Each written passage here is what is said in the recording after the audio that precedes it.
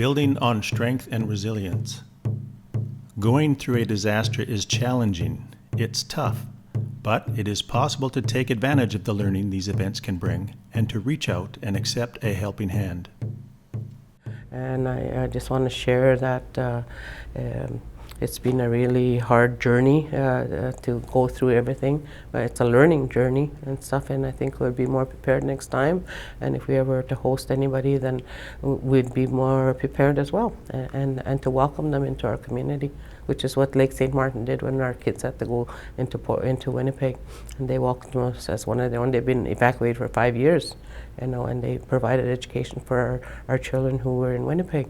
So that made them, it was like you didn't want to put them into public school where they'd be the only Indians, and being in with them, it was a little more being home, I guess, for them. And I really appreciate Lake St. Martin Chief for doing that with us. Having volunteers is a huge asset to the community.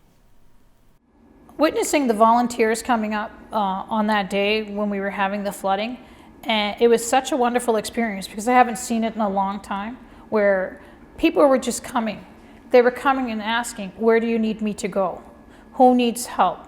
And that's what we were doing. We were giving them list of names and directing them, can you go see this? Can you help them get the water out of their house? Can you help this? And it was really such a great experience, not only for myself, but also the chief as well.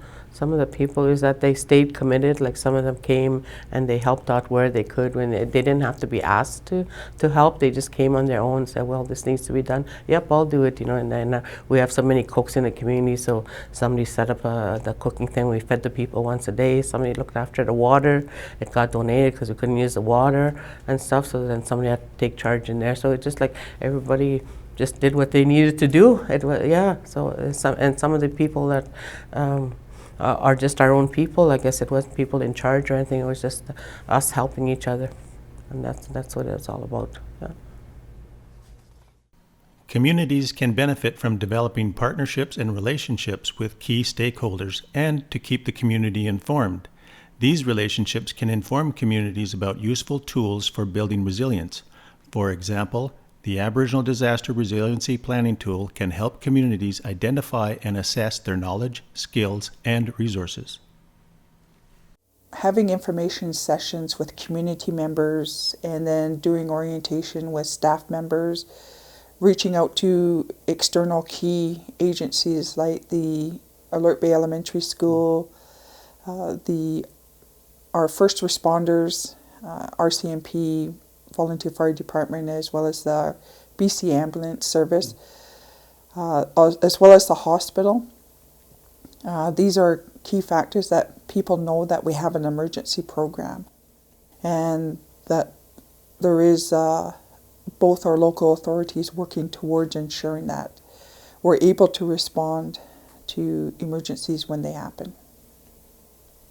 We had the privy and the privilege to work with the executive of the Emergency Management Organization here in Nova Scotia.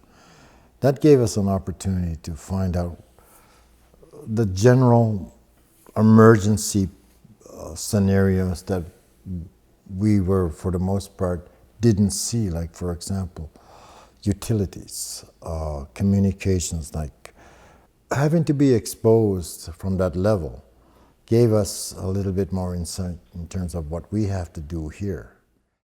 This is a good time for First Nations people to come together and help each other. All First Nations have to come to an understanding that we might need your help. And if you're willing to help us, this is what we're going to do for you. And when another First Nation says, oh, I could help too. And it's quite common here in our area that food donations, cooking, toilet facilities, they're brought without question. I think it's really important that the volunteers are recognized. I think one of the ways that we could do that here is giving them some formal training as well, because we understand that they played a very intricate role when it came to that day in regards to assisting community members. None of them took into effect that they were going into possibly a dangerous situation. I mean, I don't think any of us thought that as well, because we just thought of it as flooding until it came to the point where the sewage treatment plant could have possibly been a very hazardous situation could have arisen if that water had hit the control panel that day. So I think that it's very important that they also have the training. Just it would protect them, and it would give them some education and some guidelines in regards to personal safety as well. Our communities are our strength. I may sound like I'm bragging, but to be honest with you, I think I'm more proud of the fact that resilience is inherent in all of us. And seeing that amongst our people, and that they never give up. And if there's anything that I see in all of us is that we'll never give up. It's like I said, we've been here for 10,000 years, and we're going to be here for another 10,000 years. Hoka